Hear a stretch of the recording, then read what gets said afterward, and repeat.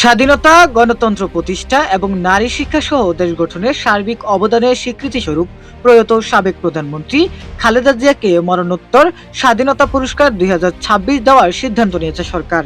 বৃহস্পতিবার 5ই মার্চ এ সংক্রান্ত একটি প্রজ্ঞাপন জারি করা হয়। অতিরিক্ত সচিব কমিটি ও অর্থনৈতিক মোহাম্মদ হুমায়ুন কবিরের স্বাক্ষরিত প্রজ্ঞাপনে বলা হয়, খালেদা জিয়া সহ মোট 20 জন বিশিষ্ট ব্যক্তিকে চলতি বছরে স্বাধীনতা পুরস্কার দেওয়ার সিদ্ধান্ত নেওয়া হয়েছে।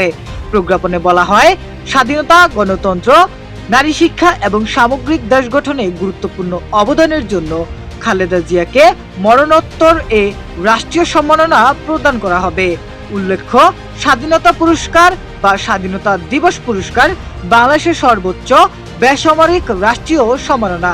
বাংলাদেশের মহান মুক্তিযুদ্ধ এর বীর শহীদদের স্মরণে প্রতি বছর 2026 সালে স্বাধীনতা দিবস উপলক্ষে বিভিন্ন ক্ষেত্রে গুরুত্বপূর্ণ অবদান রাখা ব্যক্তি ও প্রতিষ্ঠানকে এ পুরস্কার প্রদান করে সরকার।